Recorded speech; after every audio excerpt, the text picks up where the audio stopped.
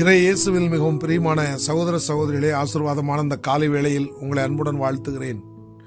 இந்த நாள் இனிய நாளாக அமைய புனித யோவான் எழுதிய நற்செய்தி அதிகாரம் 15 இறை வசனங்கள் 9 முதல் 11 வரை உள்ள இறை வார்த்தைகளை இன்று நாம் தியானிக்கிறோம்.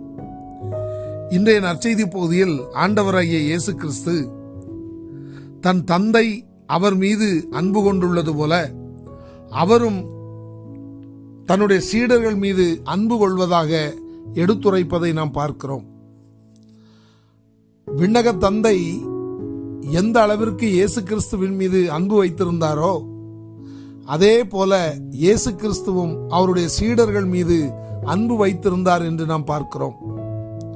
இயேசு கிறிஸ்துவின் சீடர்கள் என்று சொல்லுகிற பொழுது அன்றைக்கு அவரோடு இருந்தவர்கள் மாத்திரமல்ல, மாறாக நாமும் கூட அந்த அன்புக்கு உரியவர்கள் என்பதை நாம் நன்கு விளங்கிக் கொள்ள கடமைப்பட்டிருக்கிறோம்.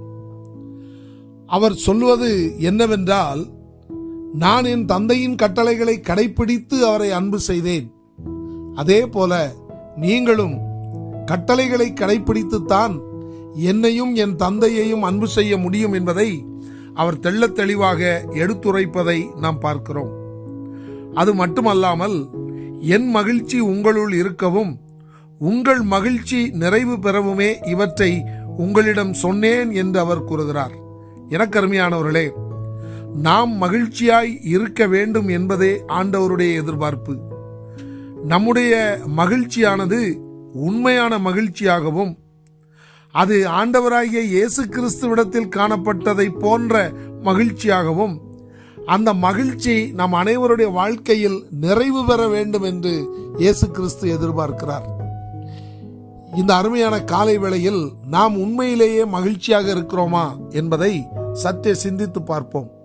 இந்த உலகத்தின் எத்தனையோ காரியங்கள் வெகு எளிதாக நமக்குள் இருக்கிற மகிழ்ச்சியை சிதைத்துவிட்டு சென்று விடுகிறது. இன்றைக்கு ஏராளமான கிறிஸ்தவர்கள் மகிழ்ச்சியை இழந்தவர்களாய், மன நிறைவு இல்லாதவர்களாய், ஒரு திருப்தி இல்லாத ஒரு சூழ்நிலையில் வாழ்ந்து கொண்டிருப்பதை நாம் பார்க்கிறோம். இதற்கெல்லாம் காரணம் என்ன என்று இன்றைய நற்செய்தி பகுதியின் மூலமாக நாம் ஆராய்ந்து பார்த்தால், கடவுளின் கட்டளைகளை கடைபிடித்து நாம் ஆண்டவருடைய அன்பில் நிலைத்திருக்கவில்லை என்பதுதான் நிதர்சனமான உண்மை.